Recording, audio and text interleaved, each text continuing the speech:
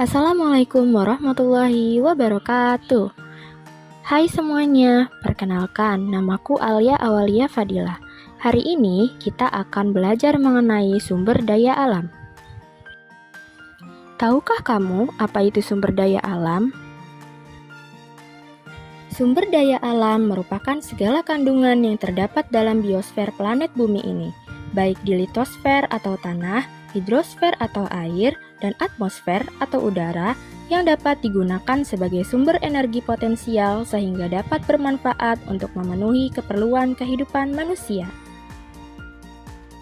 Berdasarkan jenisnya, sumber daya alam terbagi menjadi dua, yaitu sumber daya alam hayati atau biotik dan sumber daya alam non-hayati atau abiotik.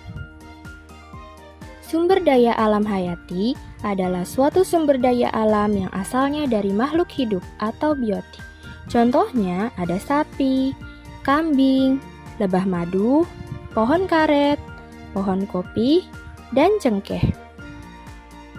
Sumber daya alam non-hayati adalah sumber daya alam dari makhluk tak hidup atau abiotik. Contohnya ada sumber daya fosil, sumber daya tanah, sumber daya air, sumber daya mineral, sumber daya matahari, serta sumber daya angin. Selanjutnya, menurut Allen dalam Rinjani 2007, sumber daya alam dapat dibagi berdasarkan proses pemulihannya menjadi 3 klasifikasi, yakni sumber daya alam yang tidak dapat habis, sumber daya alam yang dapat diganti atau diperbaharui, dan sumber daya alam yang tidak dapat diperbaharui. Sumber daya alam yang tidak dapat habis, contohnya ada udara, energi matahari, dan air hujan. Sumber daya alam yang dapat diganti atau diperbaharui, contohnya air di sungai, kualitas tanah, hutan, dan marga satwa. Dan yang terakhir, sumber daya alam yang tidak dapat diperbaharui, contohnya ada batu bara, minyak bumi, dan logam.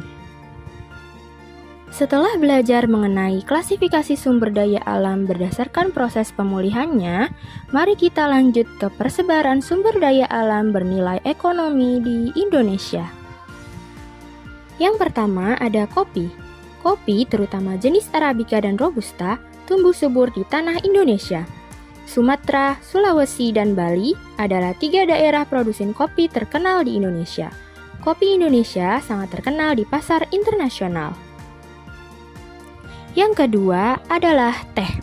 Teh merupakan komoditas penting Indonesia yang termasuk dalam 10 besar produsen teh di dunia. Pecinta teh dapat menikmati tur perkebunan teh yang hijau dan luas di daerah Bandung.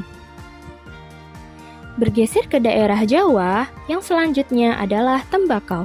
Tembakau merupakan bahan utama dalam produksi rokok yang sangat penting bagi ekonomi Indonesia.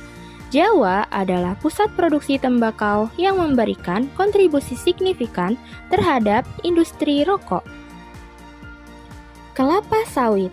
Kelapa sawit adalah tumbuhan yang sangat berguna, di mana minyaknya digunakan dalam industri makanan dan non-makanan. Kalimantan dan Sumatera adalah 2 produsen utama kelapa sawit di Indonesia. Sapi Bali. Sapi Bali adalah jenis sapi yang berasal dari Pulau Bali. Mereka terkenal karena kekuatan dan ketahanannya yang membuat mereka sempurna untuk kerja pertanian dan penghasil daging berkualitas.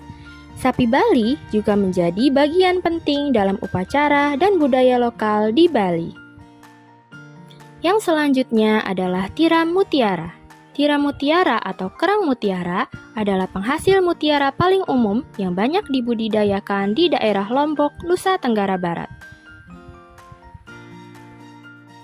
Lebah madu. Lebah madu kelanceng khusus ditemukan di Sulawesi yang berperan tinggi dalam pembuatan madu berkualitas tinggi. Peternak lebah di Sulawesi telah lama menggunakan teknik tradisional untuk memelihara lebah ini, sehingga menghasilkan madu yang tidak hanya lezat, tetapi memiliki banyak manfaat kesehatan. Yang selanjutnya adalah nikel. Di Sulawesi, tambang nikel di Sorowako merupakan salah satu produsen nikel terbesar yang mendukung industri teknologi dengan mengirimkan nikel ke berbagai negara. Nikel adalah logam berwarna putih keperak-perakan dengan sedikit semburat keemasan. Minyak bumi. Tambang minyak di Riau merupakan salah satu penyumbang besar dalam produksi minyak di Indonesia. Wilayah ini kaya dengan cadangan minyak yang telah dieksploitasi sejak zaman kolonial Belanda. Dan yang terakhir adalah emas dan tembaga.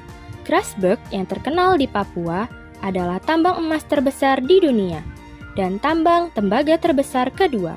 Operasionalnya berkontribusi signifikan terhadap ekonomi lokal maupun nasional.